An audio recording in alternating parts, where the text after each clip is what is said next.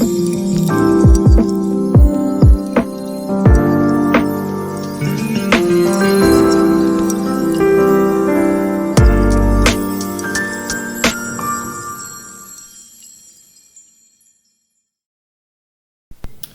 what's up, guys? This is Netta with Inner Peace with Netta, and today I wanted to give y'all some tips and tools that I have used and that I actually give my clients, my coaching clients, or just people that I talk to, whether I'm giving them intuitive guidance or whatever.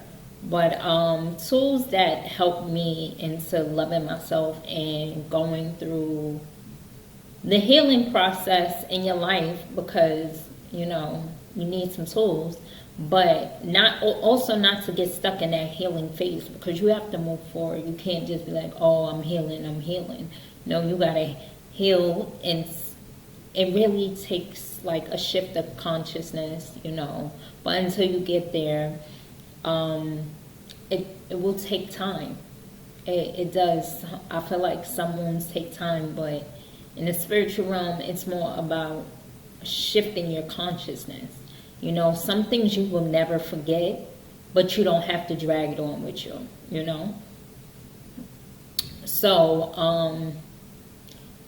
having compassionate self-introspection, because you have to look at, this is how I look at life lessons, and I didn't always look at it like this. And sometimes when I'm really frustrated or pissed off, I may, look at it like,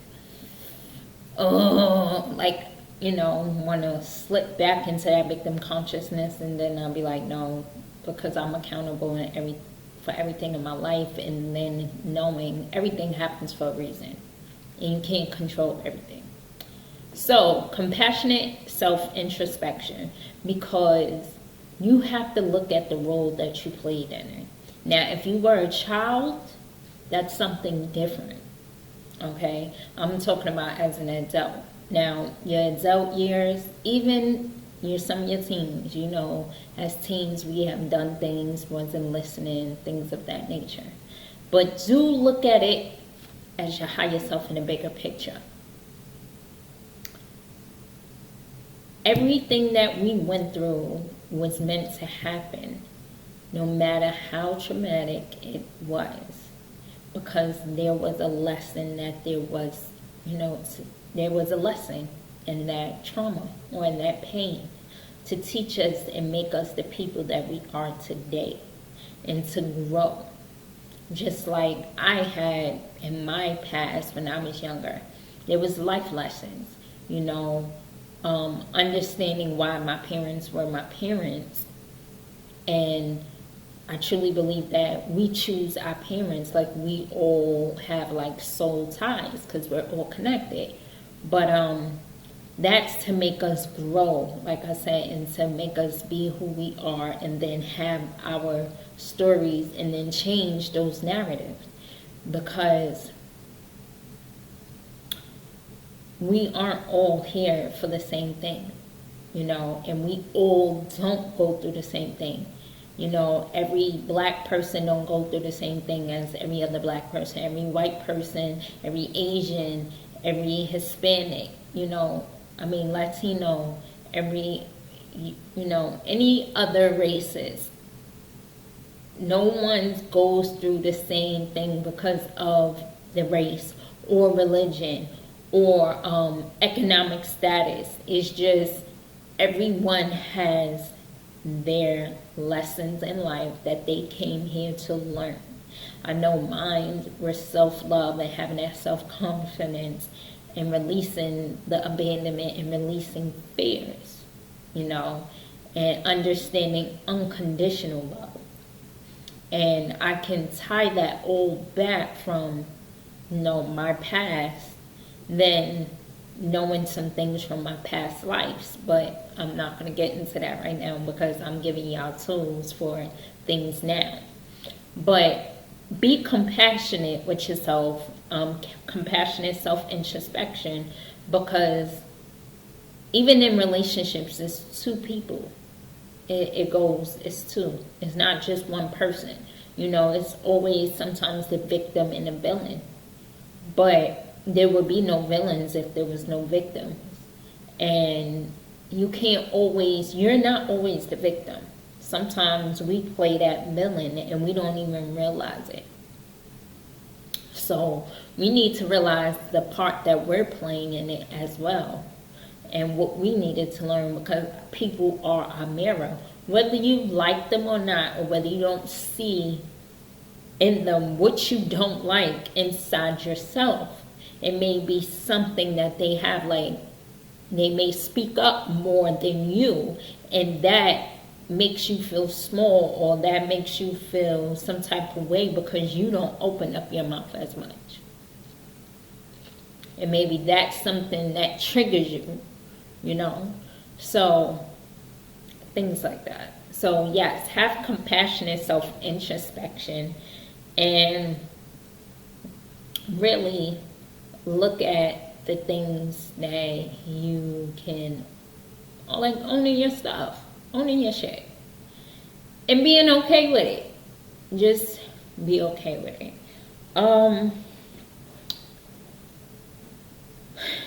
I know y'all hear this all the time, meditation. So there are definitely different types of meditation. You can listen to them on YouTube. You can download apps. The audio ones, you can sit in the corner, or either a sacred space in your home, you know, in silence, and just focus on your breath. You can go through a meditation to where you just close your eyes and you breathe, but you just look at the thoughts that is just going through your head. You know, I think a lot of people overthink it and think that, you know, you're supposed to be like this monk, and it's just supposed to be just you shutting your thoughts off. And no, that's not it. It's you know, you have to practice and continue to practice, and it will eventually quiet. You will eventually quiet your mind. But you can use sound meditations like meditations, which is the sound is the sound of creation and manifestation. So if you say God, Allah, Buddha, Krishna, Tao, Ra, all those are all the Creator's name, and they all have in it. So I learned that from Dr. Wayne Dyer. It's a really good meditation. And I also read that in this book called Spiritual Development for Beginners by Richard and Jan Potter, which is a really good book because it has practical steps and tools in here that you can use as well. This is really good. This is going to be a keeper for me, and something that you can continuously go back into. Like, it's a really good book. It's truly a good guide. But meditation will get your ego out the way. The ego, the intellect, everything. It will get all that out the way, and you can be at peace, more, calm. But like I said, meditation is different for everyone. You can meditate in nature. I think that is the best one, and I can say for myself because I feel more grounded. When you're in nature, you're grounded to Mother Earth. I feel like meditation is good there because I get to ground while I'm meditating, and it's just, I can feel that energy. I can feel it from my root chakra coming through my feet, through my whole body. I can feel that earth, that grounding. And if you're in a city and you're not really close to a park, or if you don't want to go to the park early in the morning or at night, I was just telling somebody I'm going to do this. Buy soil dirt, right? And get like what is that called? It's like tarp, like a tarp, just like a small piece or something that you can have in your house, or say if you live in an apartment, you know, or even in your house, and you could pour some of the soil on there, and you can ground your feet on it. If you want to sit in it and all that, just make sure you got an outfit that, you know, you can mainly use when you meditate and when you're doing that type of meditation. But you could just ground your feet on it, because that's earth. Or if you near dirt and you want to dig up dirt outside off, you know, the ground instead of buying soil, you could do that too. And put some, you could hold it in your hand.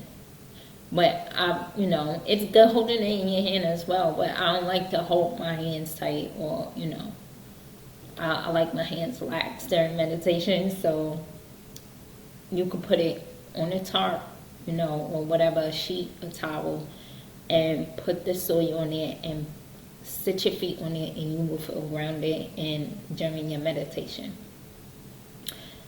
I'm putting grounding and meditation at the same time, because I feel like when you're grounding, you're meditating, you know, you're releasing like all of this energy, you know. But grounding is something different, because you can dance and ground yourself, you can read and ground yourself. But with meditation, you can just sit at the edge of your bed and just breathe and just be in quiet and stillness, you know. Breathing, right? Just breathing, inhaling and exhaling, and practicing different pranayamas. That's what I'm definitely getting into, because I had to learn to breathe. I didn't realize that I wasn't breathing correctly, you know. So you have to breathe, and breathing, practicing that pranayama, which is breath, you will be able to be more present if you're not already. I had an issue with that. Another tool, journaling and creative writing. Journaling is good because you get to see what you feel on paper. I will tell you this, ask yourself questions and then answer it. Just see what comes out. There's no wrong or right. Always ask yourself these questions and you will get an answer. Okay? So, those are 4 from my coaching packet. But, yeah. What else did I put? Exercise. Our avatar is just as important. Of course, our soul and our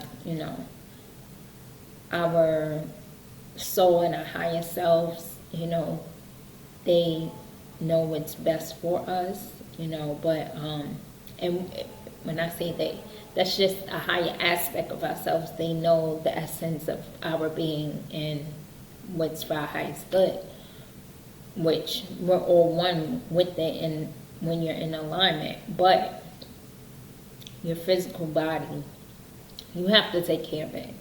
You have the avatar. Make sure you eat healthy. Make sure you exercise. Just move your body. I know for me, if I don't exercise for a while, I feel crazy. My body hurts. I don't like that. That's not a good look. I'm too young to be feeling like that. And I know it's a lot of people out there like, like, no. Do yoga, do a hula hoop, jog around, push-ups. Like, I will tell you now, I cried. I was trying to do some exercise that I knew that I could do, that I was able to do. I couldn't do it the way that the way I used to be able to, and I was crying. I cried through it, through all those repetitions, because I was so mad. So mad. So take care of your body. because you have it for a reason. Take care of your body. Take care of your body. I know it's flesh, but take care of it. You have this body. This body carries you on this earth. You need it to live. So take care of it. Your health is your wealth. And through your journey, the only person you can change is yourself. Now, as you change yourself, other people will change around you. That's how other people change. When you change your response, when you change your reactions, when you change your habits, when you change your mindsets, you will have different people around you. But you can't forcefully change anyone.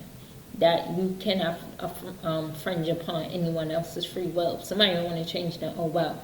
You're in a relationship with that person, then leave if it's not working for you. You know, there are billions of people out here in this world. I truly believe there's a season and a reason for all relationships. Do I truly believe that there may be like a specific person for all of us?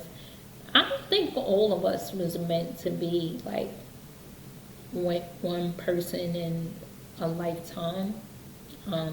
Some people may have that soulmate, or I like to say life partner, or the love by divine right.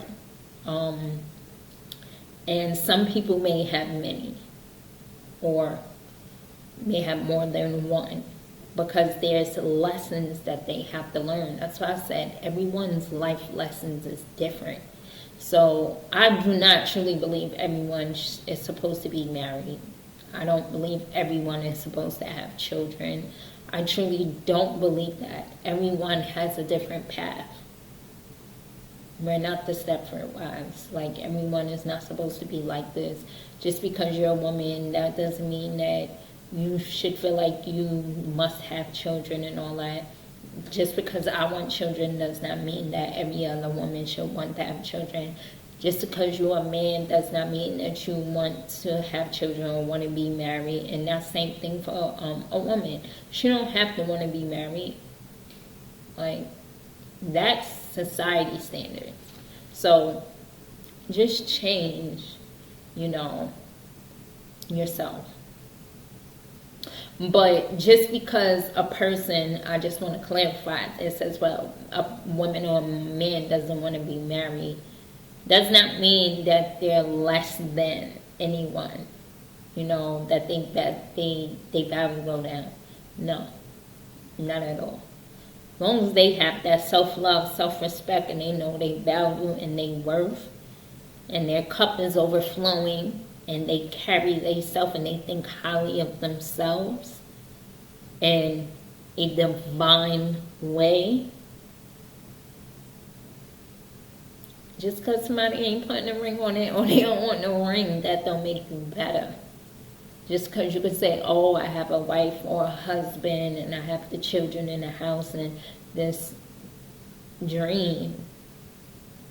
That's not everyone's dream. So, you only can change you. And if you're in a relationship and it's not compatible, or y'all see that y'all don't want the same things, don't put yourself through that. Be in the moment, enjoy the relationship, and then keep it moving. Everyone is not your father. Everyone is here to teach you a relationship. To teach you more about yourself. And that is a fact. I remember, in my early dating days, and I don't think, at first I may have been looking for a long term, but I was young. I don't even want to count those years. But when I was young, I was looking for that. And then when I got hip to the game, I was just like, okay, next. And then I think I just stop. I stopped looking for love. I just like, I don't got time for it.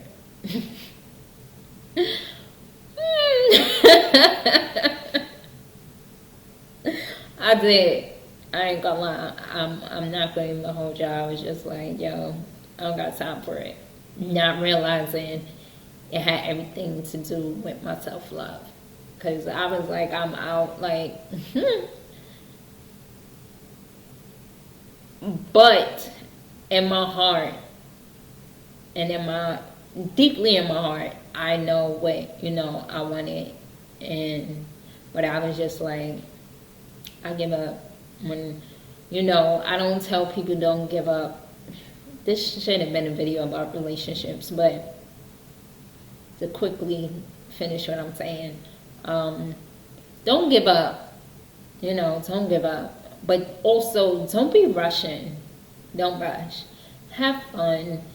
And don't try to force something. And make sure you're compatible and it's not just chemistry, because ain't nobody got time for that either. It ain't gonna last long. I'm just keeping it on it. And I'm so serious. And yeah, it's like billions of people out in this world. So get out your hood, get out your state, get out your country, and meet different people. And it don't have to be the same race. It really don't. And if anybody has a problem because they don't have the same race, religion, socio-economic status, or whatever, it don't have nothing to do with you or that person. As long as y'all two are comfortable and y'all really like each other and y'all compatible and y'all good, oh, that's all that matters. Is the love in your heart. Anyway, and while you're healing and while you're going through this process, it's have fun. I didn't really know how to have fun in this healing process. I was just like, all right, let me heal. Let me get this done. Check. And when, oh man, I'm so serious. I was just like, check. Okay, this happened because this happened. And I learned my lesson. Check. I was like, emotions. Okay, I can feel you for a minute, but shh. Pushing them, just shh. No, and the emotions came back and hit me. Like, I was hit with like, boom. With like tambourines. Somebody smacking me with tambourines on both sides of my face. Like, boom, boom, boom, boom, boom, boom, boom, boom.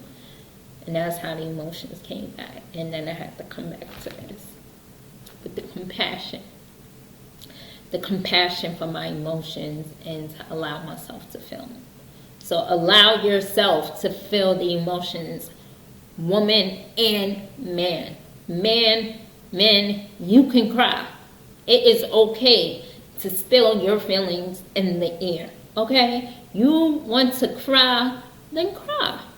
Cry and express your emotions. Women, you do the same thing. Express how you feel. Now, I'm not telling you to attack people out here and project, but whatever you're feeling, you can feel. It does not matter what your sex is. Oh, because you're a man, you're not supposed to cry, or you're not supposed to feel emotions. That's why a lot of men are angry, or we have this misogynistic men, because they don't know how to express their emotions, and when they do, it be on some next level bull crap. I'm so serious. Like, not allowing people to express their emotions and to be themselves create different personalities. It creates different people. It's just like, so be open with yourself, be open with your emotions, and let them be. So that's the end of this video. I'll talk to y'all later.